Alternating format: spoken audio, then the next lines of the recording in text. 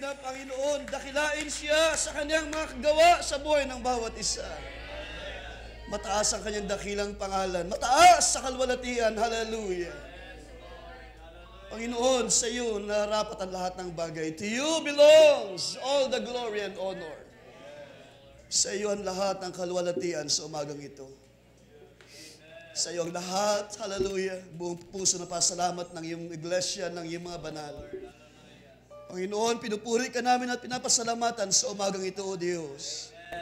Walang isang mabuti kundi ikaw lamang na Diyos na tumawag sa amin. Hallelujah! Karapat dapat ka sa lahat ng karangalan. Hallelujah! Sa iyo nararapat ang pasalamat sa umagang ito, O Diyos. Sa iyo ay aming ibinabalik ang lahat ng kaluwalhatian, ang kadakilaan sa iyong dakilang pangalan. At tunay, O Diyos, na ikaw ay gumawa ng mga dakilang bagay sa iyong mga banal. Purihin ka, sambahin ang iyong dakilang pangalan. Minsan pa ating palapakan ng Diyos. Hallelujah, hallelujah, hallelujah. Ang ating mga puso ba ay nagagalak sa umagang ito, mga kapatid? Sa kabila ng maraming mga trials, sa kabila ng maraming mga pinagdadaanan ng bawat isa, merong Diyos na tumawag, may Diyos na tumutugon sa ating mga dalangin. Hallelujah. May Diyos na umaakay pa rin sa ating mga lakad sa uling mga araw. Ang Diyos ay makapangyarihan pa rin sa lahat ng bagay. The sovereign Lord is here sa magitan ng kaniyang mga salita. Aming Diyos na banal at dakila sa lahat. Minsan pa kami ay nagpupuri at nagpapasalamat sa iyong mga gawa sa buhay namin, O Diyos. Hindi namin kayang sukatin, hindi namin kayang bilangin, hindi namin kayang isa-isahin ang lahat ng bagay. Hallelujah. Napakalawak ng iyong mga gawa, Panginoon, sa buhay ng bawat isa. O Diyos, tunay ang kapangyarihan ng iyong mga salita ay gumawa sa buhay ng iyong mga banal. Salamat sa Panginoon sa mga dakilang bagay. Salamat sa mga pag-iingat sa aming mga daan, O Diyos. Salamat sa mga pagpapagaling, sa mga karamdaman. Salamat, O Diyos, sa pagbibigay daan, sa mga dalangin, sa mga opportunity, sa mga katugunan, sa iba't ibang mga dalangin ng iyong mga banal. Tunay, O Diyos, hindi ka malayo sa buhay namin, Panginoon. Ikaw, O Diyos, ay patuloy na tumutugon at nagbibigay daan sa aming mga pangangailangan. Kung paano ang mga bagay sa sanlibutan, O Diyos, ang mga nilikha ay hindi mo pinabayaan, O Diyos, katulad ng mga ibon sa impapawid. Iyong pinagkakaloob ang kanilang mga pangangailangan sa araw-araw. Gaano pa kami, Panginoon, na iyong mga pinili at hinirang sa uling mga araw, O Diyos, hindi mo kami iiwan ni pababayaan man. At wala kang isa, O Diyos, na pinabayaan dahil ikaw ay mayaman na Diyos. Hallelujah. Nagmamayari ng langit at lupa. Hallelujah. Gaano pa mga bagay na napangailangan na hindi mo maipagkaloob sa bawat isa. Higit sa lahat, ang buhay na walang hanggan na sa umagitan ng Panginoong Kristo Jesus ay aming tinanggap.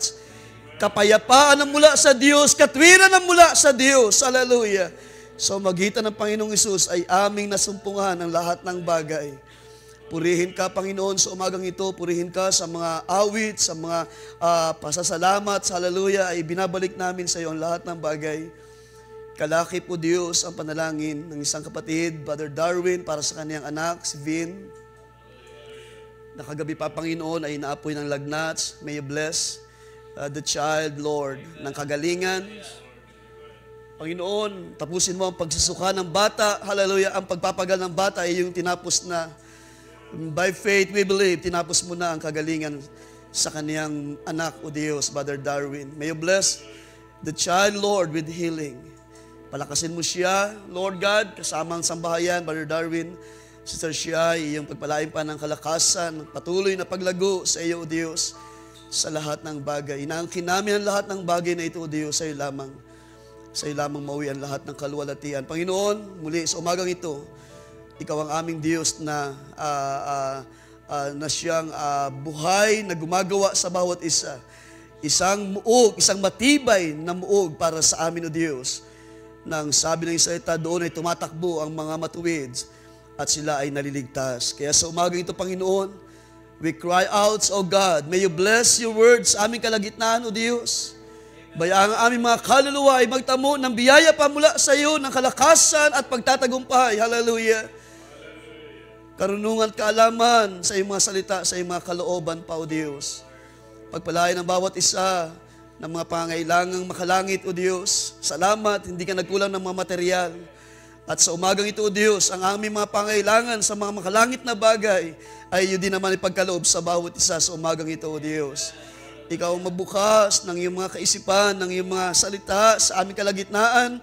Aming mga puso linisin, hallelujah, patuloy na alisin ang mga bagay na pag-aalinlangan, O Diyos. At bayaang aming pagtitiwala ay amin lamang ibigay sa iyo sa araw na ito. At sa mga araw pa na darating, Panginoon, O God, kami, O Diyos, ay sumasampalataya na meron kang salita na iyong pagkakaloob sa bawat isa. Pagpalain, Lord God, ang aming mga puso, ang bawat isa na dirinig, ang bawat isa na tatanggap at patuloy na sasampalataya at sa iyo ay pagkakatiwala. Minsan pa ang kanilang mga buhay, ang aming mga buhay, ay sa iyo lang namin pinagkatiwala muli sa araw na ito, God. Ang lahat ay bayaang sa iyo mauwi, ang lahat ng kaluwalhatian at kapurihan, pasasalamat sa tanging pangalan ng Panginoong Kristo Jesus. Everybody say Amen. Ating palapakan ng Panginoon. Can we say praise the Lord? Praise the Lord. Hallelujah. Nawa wag tayo magsawa, mga kapatid, sa pagpupuri sa Panginoon. Ang Diyos ay dakila, ang Diyos ay mabuti sa bawat isa. Bago tayo magsipo, let's open our scripture sa Book of Titus.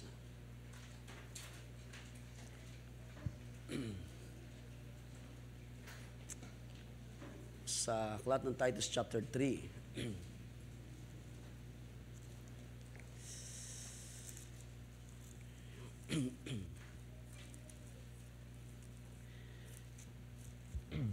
Just bear with me, mga kapatid, sa ilang mga talata natin babasahin. Titus chapter 3 verse, simulan natin sa verse 3. For we ourselves were also once foolish, disobedient, deceived, serving various lusts and pleasures, living in malice and envy, hateful and hating one another. But when the kindness and the love of God, our Savior, toward man appeared, not by works of righteousness which we have done, but according to His mercy He saved us. Amen.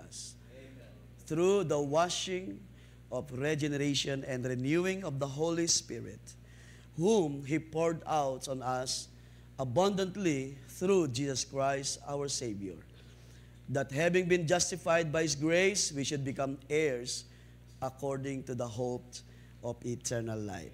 Can we say Amen? Pagpalain ng Diyos ang mga salita. Tayong lahat ay malaya makaupo at before anything else ay ating ding dagdag para sa ating teksto na binasa. Let's open our scripture in John chapter 3. So John chapter 3.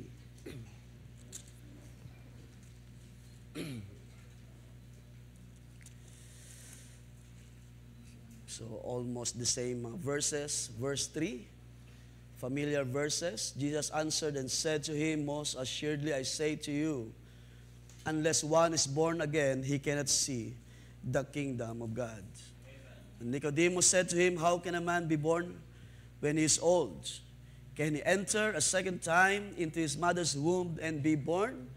So that's a normal question ng mga wala pang hindi pa nalalaman ang kalooban ng Diyos sa bagay na ito. And Jesus answered, Most assuredly I say to you, unless one is born of water and the Spirit, he cannot enter the kingdom of God. That which is born of the flesh is flesh, and that which is born of the Spirit is spirit. Do not marvel that I said to you, you must be born again.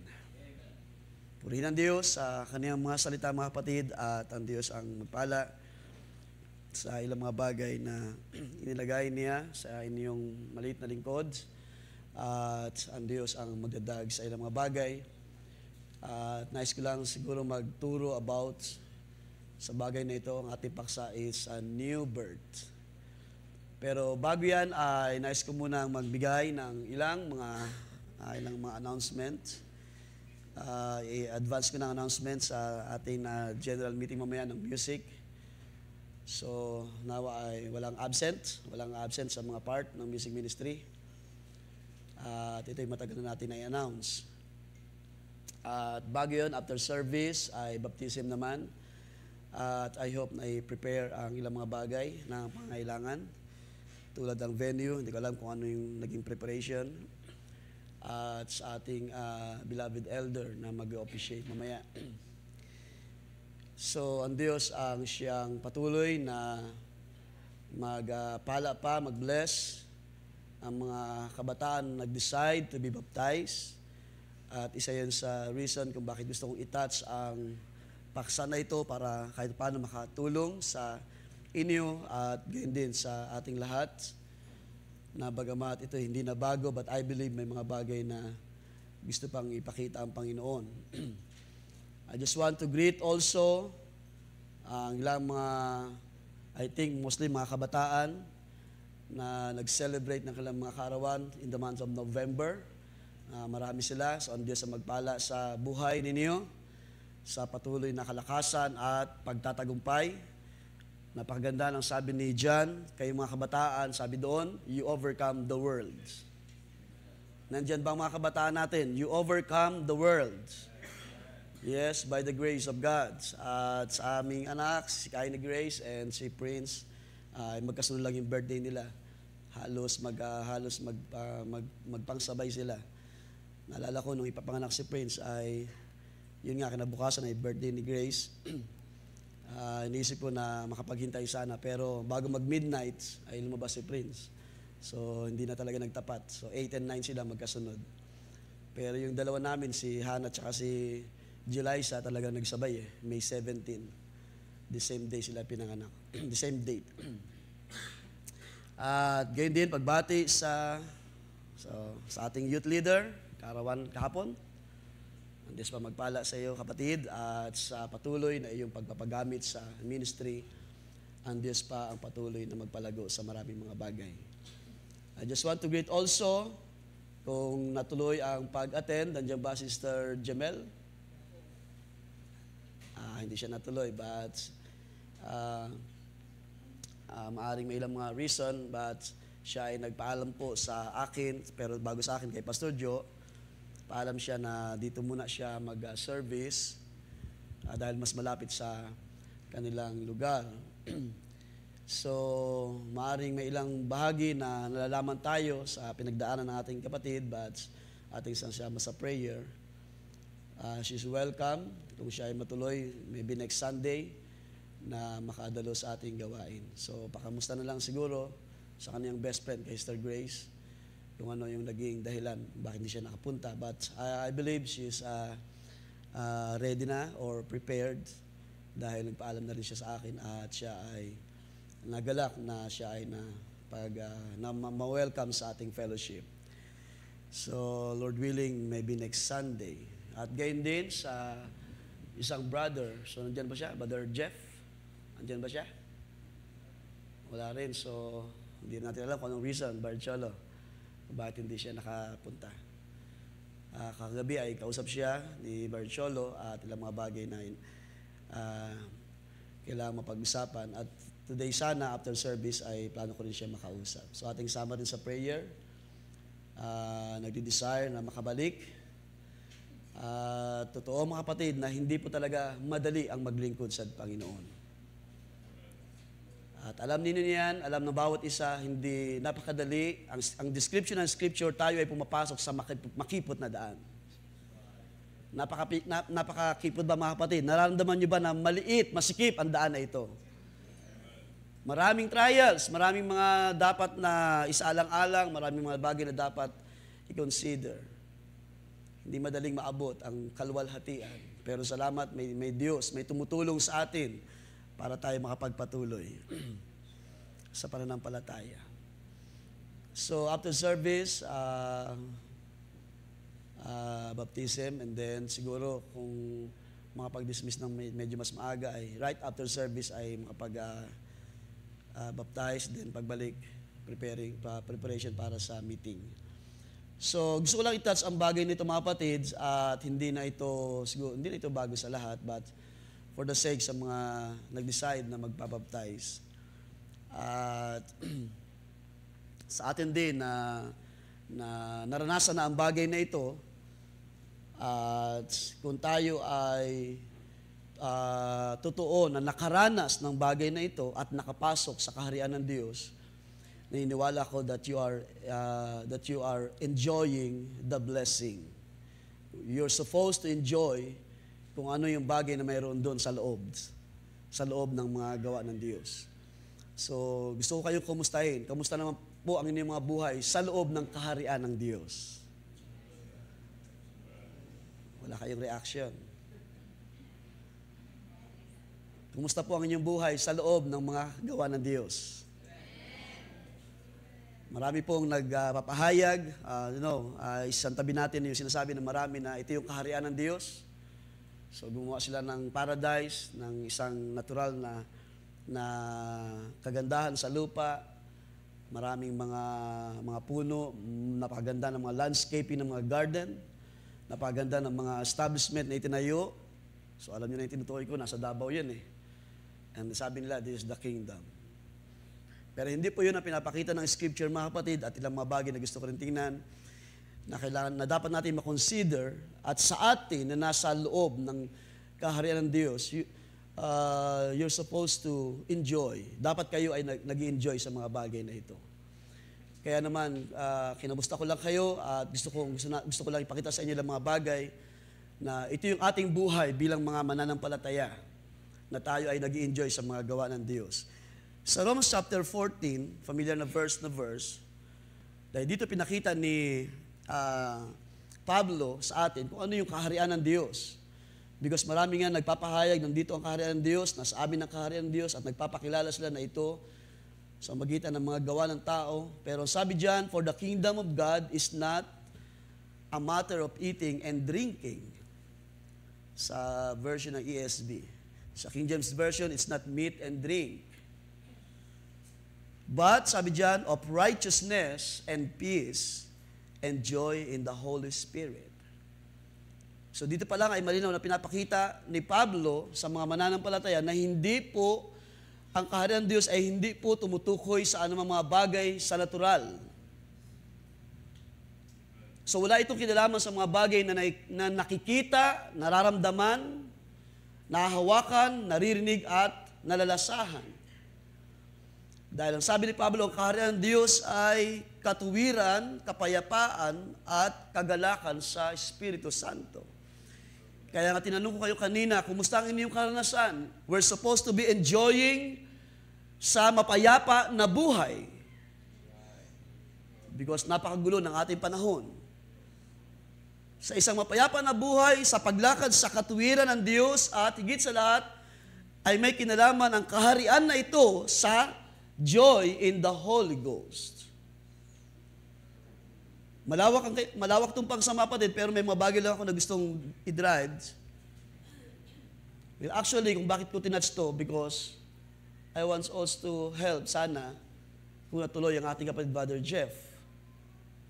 Because hindi po madali, sabi ko sa inyo kanina, hindi po madaling pumasok sa kaharian ng Diyos. Ang ating paksa is about new birth, hindi ko pa nabanggit, no? At ating subtitle is God's way to enter in God's kingdom. God's way to enter in God's kingdom. Wala pong ibang paraan. Ito po yung tanging paraan para makapasok tayo sa kaharian ng Diyos. Upang ating maranasan ang katuwiran, upang ating ma-enjoy ang maraming mga gawa ng Diyos. Kaya nga sabi ni Jesus sa ating binasa, huwag tayong magtaka. Do not marvel that you must be born again. So that's new birth. Ang kapanganakan natin sa kaharian ng Diyos. So the kingdom of God is not about meat and drink. Kaya tanong yung mga tao sa ating panahon masyadong umaasa sa mga relihiyon kung pag-uusapan ng pagtulong. Kaya nga, di ba? Kung pag-uusapan ng bilang ng mga relihiyon ay napakarami ng mga, lalo na yung mga talagang naglalakihang mga pangalan. Because of yung mga pagtulong. ay wala tayong magagawa. Hindi natin, kumbaga, hindi yun ang pagtao ng Diyos at hindi yun ang purpose. Kung meron man tayong magagawang tulong, ay ayon sa biyaya ng Diyos, dahil sabi rin ni Pablo, kayo ay maging mabuti sa lahat. Amen po ba, mga kapatid? Maging mabuti sa lahat. Pero sabi niya, lalo na sa mga kasambahay sa pananampalataya. So kung priority man natin ang pagtulong, dapat ay yung ating mga kasama sa pananampalataya. Kung mayroon tayong opportunity to help sa iba, ay yan ay ating ipagkakatiwala sa Diyos.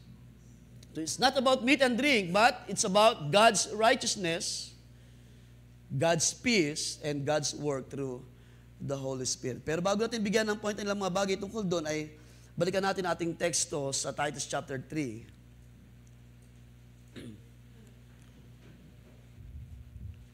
Ulitin ko mga kapatid, hindi na ito bago sa atin for the sake sa mga ibabaptize. Pero gusto ko rin pakita sa inyo na kahit tayo ay mga matagal na sa ministry, sa gawain na ito, sa pagtawag ng Diyos sa huling mga araw, ay gusto kong ipakita sa inyo kung ano na yung kalagayan na dapat ay meron kayo ngayon.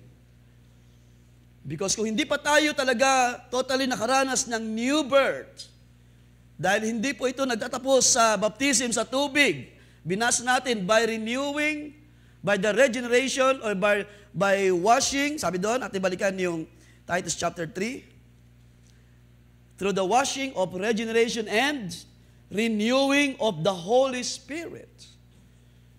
So yun yung new birth. Hindi po siya baptismo lamang sa tubig. Kailangan natin maranasan ang apoy ng salita ng Diyos. Ang apoy ng Diyos, ang kanyang Espiritu na magkokontrol at gagawa sa buhay natin. Kung hindi pa natin naranasan ang bagay na ito, lumalakad pa rin tayo sa ating sariling katuwiran, then there's something wrong. Maaaring hindi pa tayo nakakapasok doon sa loob ng mga plano ng Diyos, ng mga gawa ng Diyos, o ng mga gagawin ng Diyos sa uling mga araw, through His Word. Sabi sa verse 3, for we ourselves were once foolish. Pinakita dyan ni Titus ang buhay na kalipas, at naniniwala ko na lahat tayo agree sa bagay na yan. Minsan na tayo naging mga mangmang, mga naging disobedient, naligaw, led astray, slaves to various passions and pleasure. Yan ang dating life ng bawat isa. Lalo na kung meron tayong opportunity, nandyan ang karangyaan, nandyan ang kaluwagan ng mga material, nabuhay tayo ng mga passions and pleasures of this world. Ano sabi dyan? Passing our days in malice and envy, hated by others, and hating one another. Pero sabi sa verse 4, but when the goodness of God appeared. So ibig sabihin, hindi tayo nanatili sa ganung kalagayan. Nakita natin ang biyaya ng Diyos. Can you say amen, mga kapatid? Hindi tayo nanatili sa ganung kalagayan ng paglakad sa kasalanan. Inabot tayo ng presensya ng Diyos. Inabot tayo ng salita ng Diyos. Mayroon tayong narinig na pagtawag ng Diyos. At yun ang ginagawa ng Diyos sa atin, ginawa sa ating lahat, at sa mga tatawagin pa, sa mga nag-decide to be baptized, kailangan niyong maranasan ang realidad ng baptismo, hindi lamang sa tubig, dahil merong Diyos na tumatawag sa inyo. Hindi po tayo tinawag ng tao, hindi tayo tinawag ng pastor, ng mga elders, ng mga deacons, ng ating mga magulang. Kahit sa aking mga anak, wala akong pinilit na sila ay magbabaptize na, dahil sila ay nagsisilakihan na. Sila ay nagkaroon ng mga personal na mga decision. Nung naalala ko, nang si Hannah ay nag-decide to be baptized, testify ko lang, sa kapurihan ng Panginoon, dahil siya ay nagising, ayon sa kanyang testimony, siya ay nagising ng madaling araw, umiyak siya because there is someone who want to take her life. Meron gustong kumuha sa kanya, and so, siya ay nagising na talagang nag-aalala siya, she's afraid sa ganung kalagayan na nag-decide, nagbigay ng kanyang, nagbigay daan para ang kanyang puso ay mag-decide na siya ay magpabaptize na. Dahil ayaw niyang mapahamak, gusto niya ay mailibaligtas ng Diyos o makaranas ng kaligtasan ng Diyos. So meron tayong mga kanya-kanyang personal na mga paraan ng Diyos ng pagtawag sa atin. Pero sabi sa verse 4, ngunit nang mahayag ang kagandahang loob ng Diyos sa ating tagapagligtas at kanyang pag-ibig sa tao, na hindi dahil sa mga gawa sa katwiran na ginawa nating sarili, kundi ayon sa kanyang kaawaan. Ito'y expression ng Diyos of His mercy. ay Kanyang iniligtas tayo sa pamamagitan ng paghuhugas sa muling kapanganakan at ng pagbabago sa Espiritu Santo. So na ang Diyos ay nagpakita ng kahabagan sa atin, na ang Diyos ay gumawa ng daan, ng paraan ng ating kaligtasan, tayo ay nakapasok. So tayo ay nakapasok sa plano, sa kaharian ng Diyos. Hindi sa ating sariling mga gawa, sabi diyan, kundi sa pamamagitan ng kahabagan at awa ng Diyos, tayo ay iniligtas sa pamamagitan ng paghuhugas sa muling kapanganakan at sa pagbabago sa Espiritu Santo. So ito yung new birth, mga kapatid. Ito yung kapanganakan na pinapakita doon ni Jesus kay Nicodemus. Na pinapakita ni Titus na ang ating kaligtasan ay connected sa new birth. At ito ay pagtitibayin din ng new birth, ng baptism in water and spirit, by washing off, regeneration, and renewal of the Holy Spirit. It will confirm. Ang new birth ang siyang magko-confirm ng authenticity ng pagiging genuine believer ng isang tinawag ng Diyos. Again, ulitin ko, ang new birth ang magko-confirm ng ating authenticity, yung pagiging tayo sa harapan ng Diyos, yung pagiging tunay na anak ng Diyos. Dahil maraming mga nagkiklaim, maraming mga lumalakad na claiming na sila ay bahagi din sa kaharian ng Diyos. Pero as we know, kung natin nalalaman, marami sabi ng Jesus, many will be deceived in the last days. Salamat, hindi tayo isa sa mga nadaya sa uling mga araw. Maaring tayo ay nabuhay sa nakalipas sa panahon doon sa binasa natin na hindi karapat-dapat sa harapan ng Diyos, pero mayroong nahayag sa atin. May Diyos na tumawag sa ating mga magulang. Hallelujah! May Diyos na tumawag sa buhay ninyo, sa mga tahanan ngayon, sa mga tatay at nanay. At may Diyos na tumatawag sa mga kabataan. So lahat tayo ay dumaan sa ganung process, sa ganung gawa ng Diyos, sa ganung paraan ng Diyos. Ang new birth na ito ang siyang nagko-confirm ng ating katiyakan, ng ating kaligtasan. So ito yung pinapakita sa ating binasa na ito yung pagpasok sa kaharian ng Diyos. And without new birth, hindi tayo makakapasok sa kaharian ng Diyos. Naintindihan ba ninyo, mga kapatid? Ano ba yung mga tinitindan nyo sa harap? Parang mga ang layo ng tinitindan ninyo. Mag-focus tayo sa Word of God. Pag walang new birth, hindi kayo makakapasok sa kaharian ng Diyos. Hindi kayo mag-enjoy sa mga gagawin ng Diyos because marami na siyang ginawa sa nakalipas. Ang mga nauna sa atin ay nag-enjoy na ng maraming mga dakilang bagay. Ang sabi ni Pablo, tayo ay kinasama niyang pinaupo sa makalangit na dako. At ang makalangit na dako ay tumutukoy sa kaharian ng Diyos. At kung ito hindi pa natin naranasan, maaring hindi pa tayo nakakapasok sa kaharian ng Diyos. Kaya ang sabi diyan, ating balikan, binanggit ni Jesus ang mga bagay patungkol sa new birth, hindi na ito bago, no, atin lamang reviewin. Sumagot si Jesus, sabi niya, katotohanan ang sinasabi ko sa iyo, katotohanan sinasabi ko sa iyo, maliban ng tao ipanganak na muli, ay hindi siya makakakita ng kaharian ng Diyos. John chapter 3. To see means to be aware. To have known, or sa Greek word, to have known or to perceive or to understand.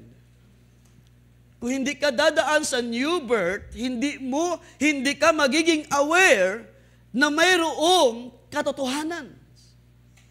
Hindi ka magiging aware na mayroong palang ginagawa ang Diyos sa buhay ng mga pinili at tinawag ng Diyos. Mayroong palang kapangyarihan na kumikilos sa buhay ng mga nakaranas ng new birth. At yan ang tanong ni Nicodemus, na-puzzled siya, sabi niya, paano mangyayari iyon? Because ang umiiral pa sa kanya ay ang kaisipan panglupa. Na paano nga naman mangyari ang isang matanda na ay muling babalik sa tiyan ng kanyang ina. So that is impossible. Kaya pagdating sa verse 5, sabi diyan, sumagot si Jesus, katotohanan At dito ay masabi ko na mas nilinaw ng Panginoon yung kanyang unang sinabi doon sa verse 3. Katotohanan, sinasabi ko sa iyo, maliban na ang tao'y ipanganak ng tubig at ng Espiritu. So yung tubig ay yung natural birth, or natural na pagbaptize sa tubig. Yung ikaw ay ilulubog. Pero nung sabihin ng Panginoon, ng tao ay maliban na ipanganak sa tubig at sa Espiritu, at ng Espiritu, so si Jesus ay meron na siyang gustong tukuyin. Ito ay ang pananahan ng Espiritu Santo sa buhay ng mga babautismuhan. Ito yung pagkontrol ng Diyos, ito yung paggawa ng kapangyarihan. Dahil sabi doon sa Acts, sabi ni Jesus, you will receive power when the Holy Spirit comes in you. So it speaks of the power of God's who will works. Maliban na kayo'y panganak sa tubig at ng Espiritu, ay hindi siya makakapasok sa kaharian ng Diyos. No one can enter in the kingdom of God unless they are born of water and the Spirit. So idinagdag na ng Panginoon yung kapanganakan sa Espiritu para ipakita sa atin na hindi po tayo dapat lamang makaranas ng bautismo sa tubig, bagamat yan ay isang bahagi ng pagtawag ng Diyos, pag-confirm ng ating kaligtasan, pero wag tayong masyadong masiyahan, I am baptized in water in Jesus Christ's name, pero wala tayong apoy na tinanggap mula sa Diyos. Because maraming nabautismuhan na tumalikod sa pananampalataya. Maraming mga tinawag. Sabi nga ni Jesus, di ba? Many are called, but few are chosen. Maaaring tayo ay naging bahagi sa mga tinawag na na-attract, na sabihin natin, may bahagi na nagising sa atin because of the message, because of this pure word na pinangaral ng prophet sa ating panahon na walang compromising spirit. Hallelujah. Without partiality, sabi ni Pablo. Maaaring isa tayo sa mga for a while ay nagising, pero without new birth, yung kompletong gawa ng Diyos, born in water and Spirit, hindi mo mauunawaan ang kalooban ng Diyos. Hindi mo maunawaan ang maraming gawa ng Diyos. So yun isang bahagi, mga kapatid, no? Yung word na enter sa Greek word is come in or enter in. At yung isang kahulugan niya is go in through. Go in through. Pagpasok. So kung wala itong new birth, so lahat tayo ay may new birth na. Amen po ba, mga kapatid? Except sa mga nag-decide to be baptized. Lahat tayo ay hopefully nakaranas na ng new birth. Lahat tayo ay nakaranas na sa paglubog bilang kamatayan niya ng old self at pagbangon. Sabi ni Pablo, kalakip tayo nang siya'y bumangon mula sa mga patay, ay kalakip tayo ibinangon mula sa gitna ng mga patay, spiritually speaking. So without new birth, hindi tayo, magiging aware na mayroon palang umiiral na kaharian ng Diyos. Without new birth, hindi natin maintindihan na mayroon palang kalooban ang Diyos sa buhay natin. Na mayroon palang dapat tayong lakaran na katuwiran ng Diyos. At hindi na tayo lalakad sa ating mga sariling katwiran at paglakad sa ating sariling pagpapasya. Meron na tayong kinoconsider na absolute. Hallelujah. Without new birth, hindi ka magiging aware at wala kang maintindihan sa kalooban ng Diyos. At yun ang dahilan. Akala mo, tama pa rin ang ginagawa mo, pero hindi na pala ito kalugod-lugod sa harapan ng Diyos. Without new birth, you cannot come in. Never na ikaw ay makapasok sa kaharian ng Diyos, sa ibang term, tahanan ng Diyos, or sa mga paggawa ng Diyos sa buhay mo, sa iglesia, sa pagkilos ng Espiritu ng Diyos within the church, without new birth, hindi ka makapasok at hindi mo maranasan ang gawa ng Espiritu ng Diyos. So that's how vital the new birth is. So to see and to enter ay dalawang bagay yun, no? To see and to enter is two different things, but it points to the same direction, which is the kingdom of God. So hindi siya pwedeng maghiwalay. So hindi po tayo pwedeng bautismuhan ngayon in water, pero bukas, tayo pa rin ang masusunod sa ating mga sarili. Di ba? Sino sa inyo ang nakaranas niyan? Kung magiging honest lang kayo, you can say amen. Di ba? Akala natin, okay na, baptized na ako, Pastor. Pero napakarami na bautismuhan ni Pastor Franco na ilubog sa tubig. Meron pa nga isang nakatawang story na binautismuhan ng isang brother at hindi na ilubog ang kanyang ulo. Nagbumiglas siya. Anong ginawa nung nagbaptize?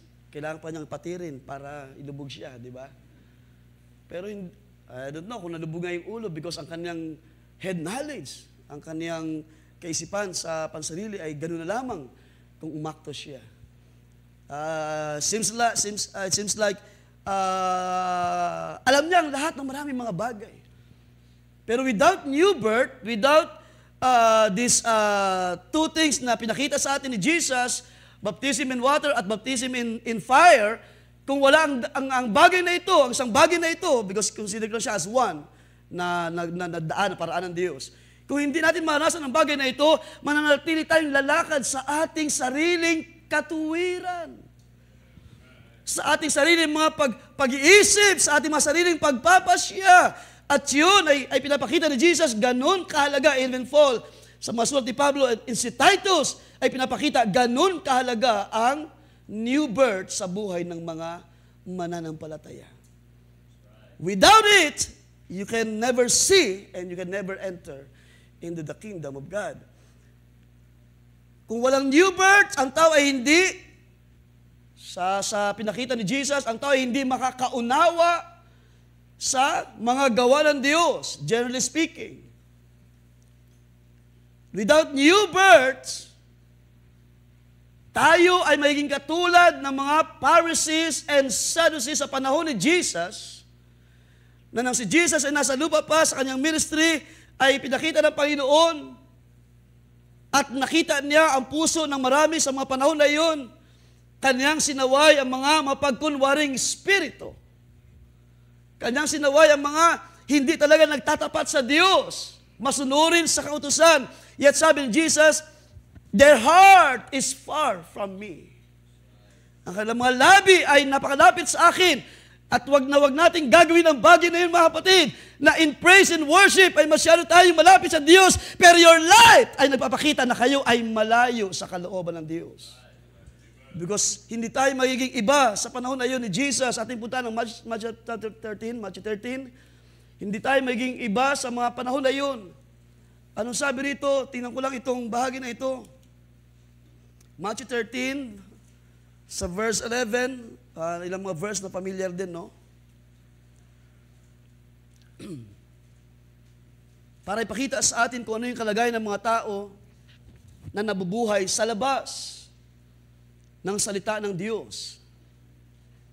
He answered and said to them, because it has been given to you to know the mysteries of the kingdom of heaven. So ang kinakausap ni Jesus ay ang disciples. Bakit daw ang Panginoon nangungusap ng mga talinghaga sa mga tao na o sa mga hindi nila kauri o hindi nila kasama sa fellowship or hindi isa sa kanila ng mga disciples, yung mga tao na nag-question lagi sa Panginoon. Ang sabi diyan, but to them it has not been given, for whoever has, to him more will be given, and he will have abundance, but whoever does not have, even what he has will be taken away from him. Therefore I speak to them in parables, because seeing they do not see, and hearing they do not hear. Meron silang mga mata, pero hindi talaga sila nakakakita. Meron silang mga tainga, pero hindi talaga sila nakakarinig. So hindi po ganun ang pagtawag ng Diyos sa atin. Meron tayong tamang paningin sa biyaya ng Diyos, and we understand the truth sa ating panahon. Mayroong tamang pag-unawa binigay ng Diyos. Of course, ito ay literal na pinapakita ni Jesus.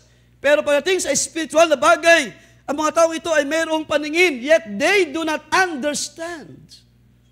At yun dahilan napakahalaga sa atin ang maunawaan, ang makita ang plano ng Diyos, And by new birth, hallelujah, by the grace of God, ay mas marami pang bagay na ipapakita ang Diyos sa iyo. And once ikaw ay nakapasok na sa kaharian ng Diyos, ay hindi mo lang makikita, kundi mararanasan mo pa ang gawa ng Diyos. At yun dahilan, pagdating dito, ating tuloy, sabi dyan, and in them, the prophecy of Isaiah is fulfilled, which says, hearing ye will hear, and shall not understand. Of course, ito ay mayroong kinalaman din sa kalagayan ng Israel, ng mga Jews sa panahon na yon. And seeing you will see and not perceive, for the hearts of this people have grown dull, their ears are hard of hearing, and their eyes they have closed, lest they should see with their eyes and hear with their ears, lest they should understand with their hearts and turn, so that I should heal them. So dito ay pinapakita ni Jesus ang kalagayan ng mga tao na nasa, generally speaking, yung mga hindi pa nakakaalam sa kalooban ng Diyos, they like something ng bagay na ito na mayroong mga mata pero hindi nakakita at may tainga at hindi nakakarinig. Well, hindi po ganun ang naging pagtawag ng Diyos sa buhay ninyo ng mga tinawag. Ako ay umaasa at sumasampalataya na mula nang tayo ay ilubog sa tubig at naranasan ang apoy na mula sa Diyos, marami na tayong nauunawaan sa kalooban ng Diyos. Yes! Marami na tayong nakita, naunawaan, narinig. At ang panampalataya, sabi ni Pablo, ang panampalataya nagmumula sa pakikinig at pakikinig at pakikinig. Hallelujah! Ibig sabihin, ang fellowship ay magpapatuloy. Ang pakikinig, ang pagmamalasakit sa mga gawa ng Diyos.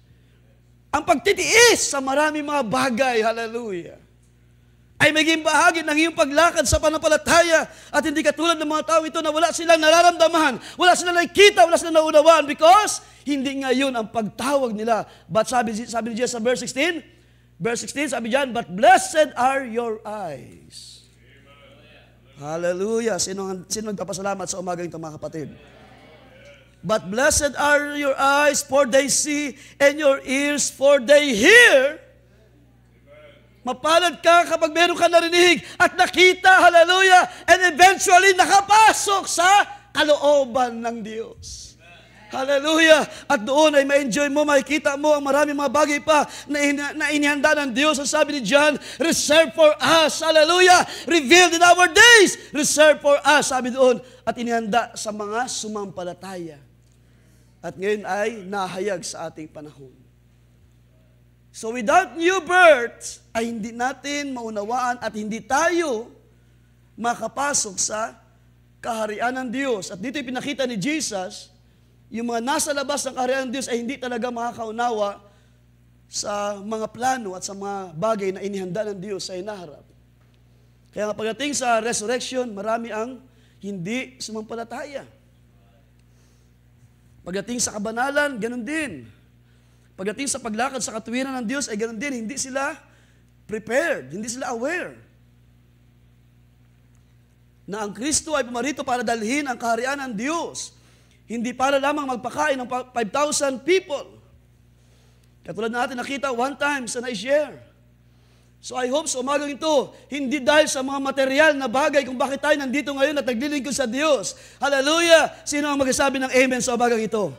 Hindi tayo naparito because of material things. Hallelujah! Tayo ay nandito because nakapasok tayo sa mga gawa ng Diyos. Hallelujah! Tayo ay nakaranas sa kapangyarihan ng salita ng Diyos. Meron kayo mga personal experience kung paano kayo, hallelujah, binautisman ng apoy, hallelujah, at nalilinis ang inyong mga pagkataong loob. Nagkakaroon ng buhay na pag-asa. Kaya kapag may nabawian ng buhay, mga mahal sa buhay, kinuha ng Panginoon, bagamat tayo nalulungkot, pero mayroong buhay na pag-asa dahil tayo ay nakapasok sa kaharian ng Diyos na puno ng pag-asa, puno ng buhay at pag-asa. So, yun ang pinakita ni Jesus, no? Blessed are your eyes, for they see, and your ears, for they hear. Kaya pagdating kay Peter, nakita rin natin yan, ating punta ng Matthew 16 verse 17. Pagdating kay Peter, ang sabi rito, Jesus answered him, blessed are you, Simon Bar-Jonah. For flesh and blood has not revealed this to you, but my Father who is in heaven. Flesh and blood. Kapag hindi ka pa nakaranas ng new birth, now take notes and be mindful of this, mga kapatid. Kahit man kayo na bautismo na sa tubig, pero kayo, kung wala kayong karanasan sa apoy, sa Espiritu ng Diyos, mananatili kayong bata sa Espiritu. Manatili kayong madamdamin, manatili kayong hindi kayo magiging, tawag niyan, komportable. Pagdating sa fellowship, hindi tayo magiging komportable sa isa't isa, hindi tayo magiging welcome sa isa't isa, meron pa ring partition, meron pa ring pumipigil sa mga gawa ng Diyos because nanatili tayong mga bata sa Espiritu. Kaya sabi dyan, flesh and blood has not revealed this to you. Ibig sabihin, hindi ito si Peter, hindi ito tayo, kundi merong apoy. Mayroong pagbautismo, mayroong tumutupok sa ating buhay. Hallelujah! At yan ay ang salita ng Diyos. Nang sabi ni Jesus, sanctify them with your word because your word is true. At ang kaharian ng Diyos ay katotohanan. Hallelujah! Without new birth, hindi mo makita ito pala ang kalooban ng Diyos. At kaya meron pa rin tayo minsan mga pansariling mga pasya, mga pansariling lakad, pansariling mga decision sa buhay. At yun dahilan, mga kapatid, nakakatuwa mga kapatid, ang mga biyaya ng Diyos, ang mga blessing ng Diyos, ng kapahayagan, ng pagbibigay ng wisdom. And I pray you're enjoying the wisdom mula sa Diyos, mga kapatid. Hindi lang ito sa mga magagawa. Lahat tayo ay mayroon dapat satisfaction sa wisdom na mula sa Diyos. Mayroon tayong mga personal experience kapag ang Diyos ay nagpapahayag mula sa mga ginagamit sa atin ng mga manggagawa. Mula pa noon hanggang ngayon ay mayroon tayong satisfaction at mayroong improvement, mayroong change sa buhay natin. Dahil yan ay apoy na tumutupok sa ating mga pagkataong loob. So that's new birth. Hindi po siya isang maliit na bagay. Hindi siya bukang bibig lamang ng mga tao sa ating panahon ng mga born again. Mga born again yan, mga born again yan. Pero by the grace of God, naunawaan natin, napakalaga ng new birth sa mga anak ng Diyos. Napakalaga sa atin ang mayroon ng tama na pagkaunawa, tama na pagkilala sa kalooban ng Diyos. At yung sabi ni Jesus, hindi ito flesh and blood, kundi ang Diyos, ang Ama sa langit, ang siyang nagbibigay ng karunungan. Hindi ko na-note ang bagay nito, pero na-recall ko lang sa isang bagay ng scripture, I think sa Peter or kay John. Ang sabi doon, si Kristo ay dumating para sa atin, para tayo ay bigyan ng pagkaunawa. And that's why, ang baptismo natin tinanggap is in the name of Jesus Christ. Because when Jesus comes, siya ay nagbigay ng tama na unawa. At ang sabi ni John, this is the true and only God. Siya na pumarito sa laman. Hallelujah! Ito yung tunay na Diyos, na dakilang Diyos. Na sa magitan niya, itinanggap natin ang kaligtasan. So flesh and blood has not revealed. So yung flesh and blood ay tumutukoy sa mga bagay na gawa ng tao. Anything that comes in the will of man. Pero salamat sa biyaya ng Diyos, ang sabi pa rin ni John, tayo ay mga ipinanganak hindi sa kalooban ng tao, but by the will of God. Hindi tayo nakapasok sa kaharian ng Diyos dahil ginusto natin, kundi may Diyos na tumawag sa atin. Hallelujah! Hindi tayo nakapasok sa kalooban ng Diyos dahil sinabi ng Padre, sinabi na sino naman matalino sa ibabaw ng lupa. Ang sabi ni Pablo, iwawasak ng Diyos, ni Kristo, ng Panginoon, ang talino ng tao, ang wisdom of man. Kaya ang ating pagpasok, mga kapatid, it is God's way. Sabi pa nga ng MC kanina, it is God's provided way. And without new birth, hallelujah, ay hindi natin maranasan ang mga dakilang bagay na ipinangako ng Diyos. 1 Corinthians 15:50, sabi dyan, flesh and blood cannot inherit the kingdom of God. So gayon din mga kapatid, flesh and blood cannot enter in the kingdom of God. Ibig sabihin, hindi tayo manatili sa laman. Ano yung mga gawa ng laman? Binanggit na kanina sa Titus. We're once foolish. Huwag na tayo magpakamangmang. Not knowing the will of God, sabi ni Paul. Huwag na tayo maging kulang sa maraming mga bagay ng pagkatuto. Dahil ang Espiritu ng Diyos ay helper to teach us. Sabi doon, sabi ni Jesus, He will teach you all things. Kaya kung tayo lalakad sa laman, paano tayo matututo? Paano tayo lalago sa Espiritu? Paano tayo makakaunawa ng maraming mga bagay pa even ng kaayusan sa iglesia? Gusto ko lang bagitin ang bagay nito. Isa sa minsan na hindi natin napapansin na kaayusan is kapag during ng prayer, dapat hindi tayo palakad-lakad mga kapatid.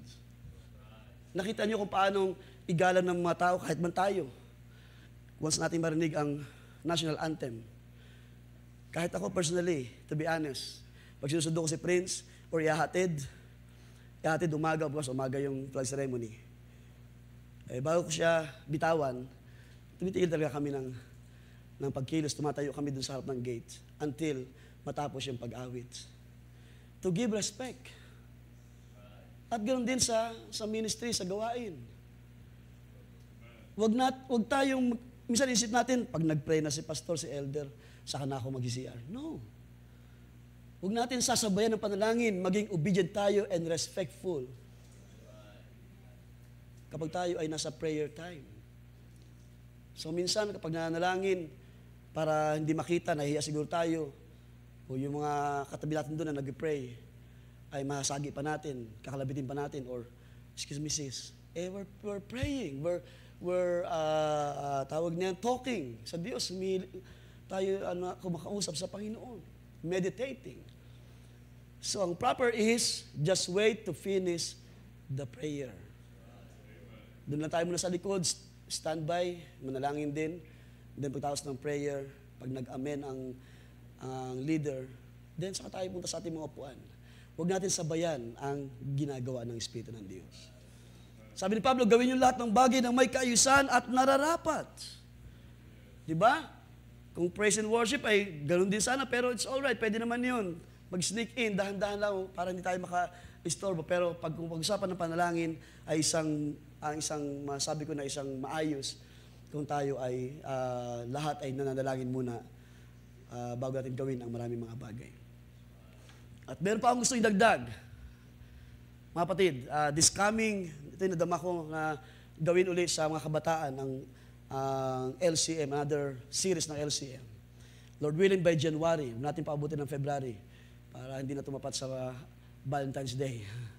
Noong nakaraan kasi, Valentine's Day, 14, no? Early this year, Bar team, we will again held ng LCM. Dahil para sa akin napakahalaga, matuto ang mga bata, mga kabataan, unang-una sa kalooban ng Diyos, of course. Ang ating pagpasok sa kalooban ng Diyos, pagpasok sa kaharian ng Diyos, sa mga gawa ng Diyos, ay napakahalaga na tayo, habang tayo ay naghahanda, mga kalakihan, at nanliligaw pa lamang tayo sa ating mga sabihin natin sa ating mga iniirog sa ating puso. Kung kayo ay couples na by the grace of God, pero dapat nyo maintindihan, meron pa rin kayong limitation. At yun isa nating paghahandaan, brother team, this coming January, Lord willing. Bahagi ng kalooban ng Diyos, bahagi ng pag-aayos ng Diyos, bahagi ng sinasabi ni Pablo, lahat ng bagay ay mabuti, pero hindi lahat ay makakatibay. Diba? Hindi lahat ay magiging maayos. Hindi lahat ng bagay ipipilit natin dahil gusto natin. At yun yung sabihin na tayo ay lumalakad pa sa ating self-righteousness, sa mga sariling kaisipan at plano. And that's why nangyari, nagkakaroon ng trouble, naghihiwalay, o nagkakaroon ng hindi pag-aayos ang couples. And dyan ay reality nangyayari kahit naman sa nakalipas pa mga panahon because hindi natin kinoconsider ang salita ng Diyos. So gagawin natin yan, Lord willing, this coming January. So back to our topic, yun dahil sinabi ni Jesus that you must be born again.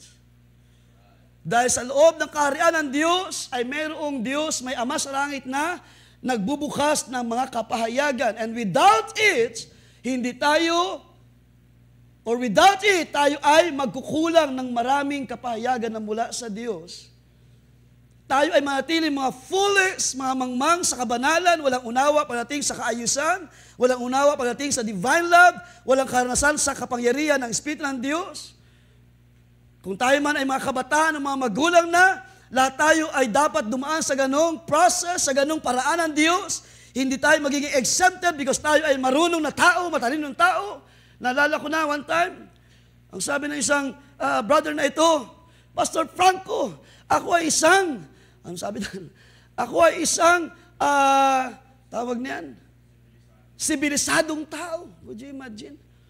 Ikakatwiran mo ang pagiging civilized because of the wisdom of man, hallelujah, ay iyong ibabangga sa katwiran ng Diyos. Ang salita ng Diyos ay absolute at walang bagay na maaring mas mahigit pa sa salita ng Diyos. This is our absolute. This is our power para labanan ang mga gawa ng Espiritu na kaaway sa ating panahon. Yung mga wisdom of men. Ang salita ng Diyos ang siyang wawasak sa mga karunungan ng tao. Kaya ano nangyari? Yun, nawala na. Diba? Hindi natin pwedeng iharap, ilaban. Kahit gaano pa kalalim ang ating karunungan sa lupa, hindi natin pwedeng iharap sa karunungan ng Diyos. Ang sabi ng Panginoon, my ways are not your ways. Amen po bang mga kapatid? Pwede natin palapakan ng Panginoon. My ways are not your ways. My thoughts are not your thoughts. Kahit gaano pa tayo nagtapos, 10 degree, ilang degree ang ating nahawakan, ilang plake ang nakadisplay, lahat yan ay walang kabuluhan sa harapan ng Diyos. Kung hindi tayo nakaranas ng new birth. Kung hindi natin naranasan ang pagpasok sa kaharian ng Diyos. So kapag walang new birth, walang bautismo ng apoy, walang Espiritu ng Diyos na ikilos sa buhay natin. And that's why, sabi sa verse 6 ating balikan, that which has been born of the flesh is flesh, sabi ng Panginoon sa John, and that which has been born of the Spirit is spirit. Do not be marveled, do not be amazed that I said to you, you must be born again. You must be born of water and of the Spirit. The wind blows where it wishes, and you hear the sound, but you do not know where it is coming from and where it is going. And so, sabi ni Jesus, so is everyone who has been born of the Spirit. So ano pinapakita din ni Jesus? Kino-compare niya ang physical birth and growth sa spiritual birth and growth. So, katulad ng hangin, sabi doon sa ating binasa, ang effect ng hangin ay very obvious. So, naririnig natin siya, at experience niyo naman yan, di ba? Lalo na pag may bagyo, narinig, sumisipol. So, naririnig natin siya, it's there. Ang mga bagay ay gumagalaw, things are moving within. Ang hangin ay hindi siya nakikita, unseen, unpredictable, uncontrollable ang hangin. It is a mysterious thing para sa tao. At totoo yun. Tulad niyan, yung electric fan. Di ba, hindi natin nakikita, pero alam natin may hangin because things are moving. Yan, magalaw yung Bible. So, ganoon din naman sa Espiritu. Hindi natin nakikita ang Espiritu ng Diyos, yet, kapag atin ito nakita, ang magpapatunay sa gawa ng Espiritu ng Diyos ay ang changes ng buhay. Nandiyan ang Espiritu ng Diyos kapag mayroong mga bagay na ginagawa ang apoy na ito ng Diyos. Ang mga sinful men ay nililinis. Ang mga liars ay nagsisimulang magsalita ng katotohanan. There are changes, may mga bagay na ginagawa ang Espiritu ng Diyos na siyang baptism of fire para hindi ka na matili sa paglakad ng mangmang sa harapan ng Diyos. Ikaw ngayon ay kanyang tinatawag by His Word, inaakay by His Spirit, at kanyang inaakay papasok sa kanyang kalooban, sa kanyang kaharian, para makita mo ang napakalaking difference ng buhay sa labas at buhay sa loob ng salita ng Diyos. Ang Espiritu ng Diyos ay katulad sa hangin. Ang Espiritu ng Diyos ay mysterious, pero mayroong ginagawa. Hallelujah. Hindi mo siya makita sa buhay ng iyong kapatid, pero once nakita mo na kanyang buhay may paglago, mayroong Espiritu ng Diyos na kumikilos. Kapag nakita mo na siya umaayos, lumalakad sa katwiran, sa kabanalan, nakikita mo may ginagawa ang Espiritu ng Diyos. Katulad ng hangin, passing through, nandyan siya, hindi mo alam kung saan siya pupunta. At ganoon ang gawa ng Espiritu ng Diyos sa mga may karanasan ng new birth. Merong paglago. Merong nakikita tayong changes. Katulad ng isang infant na ipinanganak sa natural na bagay. Katulad ng aming apo na si Anya. Pasensya na po so proud lang ng lolo. Kahapon na nandun sa bahay sila, Abby. Minsan lang makasama sa bahay, so nagstay sila. Thursday, doon kami sa bahay, so Friday and Saturday hanggang kahapon, ay nagkaroon kami ng magandang, masarap na fellowship. At si Anya ng isilang talagang napakaliit na baby. So, nung pinagbubuntis siya ni Abby ay napakadelikado niya ng time na yon. Masela ng kanyang pagbubuntis. So, nung lumabas si Anya ay ganoon siya kaliit, maliit siya na bata. Hanggang ngayon naman, maliit lang siya, slim. Pero, nung siya pinanganak, katulad ni Sir Mona noon, sa first baby namin kay Abby, talagang maraming bagong bagay at talagang umiiyak because mga bagong karanasan. At ganoon din, naranasan ni Abby. Iyak siya, hindi niya halos alam kung anong gagawin. Kaya nung siya nanganak, 1 month siya nagstay sa amin para kahit paano ay ma-assist. Pero hindi siya nanatiling maliit. Lumalaki siya. Sabi namin kay Abby, okay lang yan, sige. Naiiyak ka dahil minsan parang napapagod, nahirapan, ayaw dumede, o maraming bagay. Pero hindi manatiling bata, lalaki yan. Diba? Hindi manatiling maliit. Bagamat maliit pa rin ngayon, slim siya eh. Pero hindi siya manatiling infant. Ang bata na ipinanganak, ang isang infant na ipinanganak ay lalago at lalago eventually. Hindi siya manatiling gagapang. Diba? Yung mga karanasan namin noon, na maliit pa yung mga bata, ay totoong isang buhay na karanasan. Kaya pag mayroong mga pinapayuhan, tulad ni Abby, huwag ka mag-alala, sige, umiyak ka lang, okay lang yan. Pero lalaki yan, matatapos ang mga struggle sa pag-aalaga ng bata. Pero of course, may bagong degree yan. Pagka 1-year-old na, another degree of pagtitiis pa rin. Pag 3 years old na, 4 years old. Pero hindi na siya ganun kaliit. So what I'm saying is, sa paggawa ng apoy ng Espiritu ng Diyos, hindi dapat tayo manatiling bata sa Espiritu. Lalago at lalaki tayo by the grace of God at marami tayong maunawan at makikita. Hallelujah! Habang tayo ay nauuhaw at nagdinisar, sabi ni Peter, ang mga pinanganak, hallelujah, ang mga bata na pinanganak sa Espiritu ay nagdi-desire, katulad ng bata, natural na bata, nagdi-desire sa isang pure milk. Ganon din naman ang mga new birth, nagdi-desire sa pure word. Panginoon, pakanin mo pa ako. Panginoon, palaguin mo pa ako. Panginoon, alisin mo pa itong kaisipan na ito. Panginoon, moldehin mo pa ako. Ayusin mo pa ang buhay ko. Gusto ko maranasan ang new birth, hallelujah, na mayroong apoy na gumagawa sa buhay ko, hallelujah. At hindi na ako ang nasusunod sa aking mga kalooban, sa aking mga lakad. So that is new birth. And try to, tawag niyan, i-meditate niyo, pag-iisipin niyo mabuti. Kung ito nga yung ating karanasan, then, dapat tayo, sabi nga ni Pablo, iniiwan na natin ang mga childish things. Puntahan natin ang kasakdalan, sabi ni Pablo. So that means, sa loob ng kaharian ng Diyos ay mayroong paglago, mayroong maturity na nangyayari sa buhay ng mga anak ng Diyos. Iniiwan natin ang mga childish things at tayo ay pinalalago in spirits, hallelujah, nagiging mas malawak ng ating pagkaunawa sa divine love. Hindi na tayo namimili ng ating gustong kasama lamang sa iglesia. Tayo ay mayroong tama na unawa ng pagpapahayag ng pag-ibig, hallelujah, kung paano mo mahal ang isa, ay iniibig mo ang lahat. Ang sabi ni John, tayo natutong umibig sa Kanya because He first loves us. At kung hindi tayo nakaranas ng pag-ibig na mula sa Diyos, bahagi ng new birth, hindi tayo matututong uibig sa mga kapatid. Punta natin ng 1 Peter chapter 1. So lahat tayo ay mayroong ganong karanasan.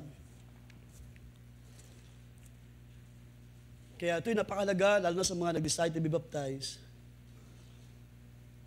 Sa mga nababautismuhan, sa mga ipinanganak sa Espiritu, ay nagpapasimula tayo maging aware sa mga gawa ng Espiritu Santo. Yes, dapat yun.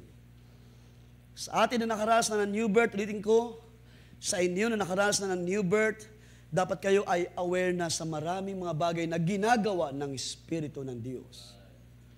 Are you aware? Sabi ni Pablo, nang sabi niya, grieve not the Holy Spirit. So yung may mga new birth, nakaranas na ng new birth, alam na natin ito, na hindi dapat natin pighatiin. Paano ba natin napipighati ang Espiritu ng Diyos kapag hindi tayo lumalakad ng maayos sa harapan ng salita ng Diyos? Kapag hindi tayo nagtatapat sa, sabi nga ni Pablo, kahit man ako'y wala sa inyong harapan, lumakad kayo sa pananampalataya, nagtatapat sa Panginoon. Kapag tayo ay bata pa at wala pang karanasan sa maraming mga bagay, lalo na sa paglago sa Espiritu ng Diyos, so hindi tayo nagiging aware, maraming bagay na dapat i-consider. Pero tayo nagpapasalamat, sabi ko nga Panginoon, salamat because ikaw ang naglalagay ng tama na understanding sa iyong mga banal. Because kahit gaano pa nagkulang ang isa, may biyaya ang Diyos para atin silang iakayin at unawain at ilagay sila sa kalooban ng Diyos, dalhin sa kalooban ng Diyos. Hindi para, ikaw kasi, doon ka na nga. Hindi para itulak o hindi para ipakita sa sinuman na sila ay hindi bahagi.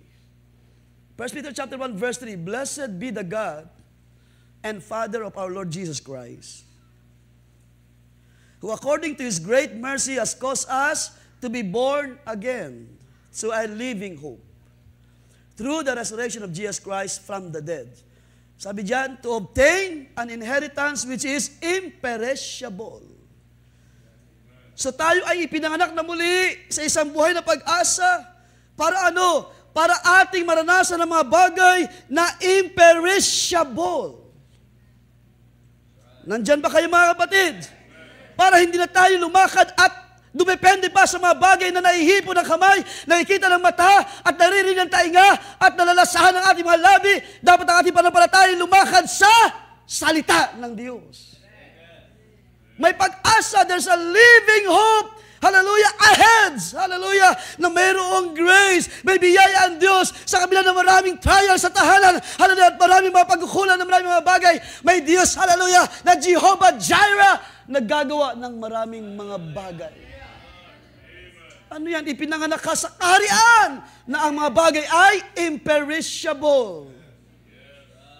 Mga bagay na hindi na masisira, undefiled, will not fade away, reserved in heaven for you.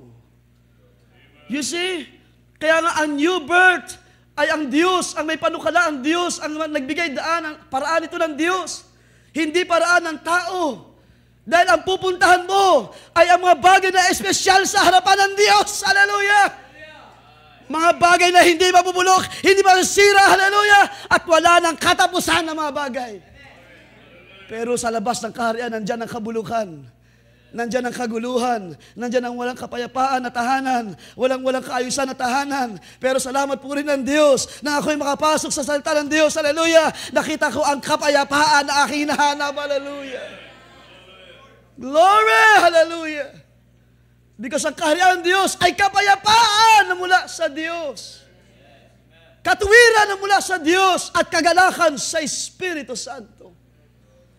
Kung hindi pa natin naranasan ang tunay ng new birth, hindi ako magtataka, pagpasok pa sa iglesia, malungkot ka na, nakasimangot ka na, hindi mo na ma-express ang kagalakan sa Diyos. Paglabas sa gawain, pag-uwi sa bahay, lahat ng mga pwede mong hawakan ay yung nang itatapon because of discouragement. Pero sila na nakapasok sa kaharian ng Diyos, sila ay merong kapayapaan. Sila ay merong kapayapaan. Nasaan ang mga payapang anak ng Diyos sa umagang ito? Glory! Hallelujah! Kayo ay binigyan ng Diyos ng tama na kapahayagan kung sino tayo sa uling mga araw na ito. Napakainam mga palid, nakalipas sa mga araw sa kabila ng pagpanaw ng ating beloved brother, Kuya Hill. Na para sa akin, itinuring ko rin na isa sa mga kuya.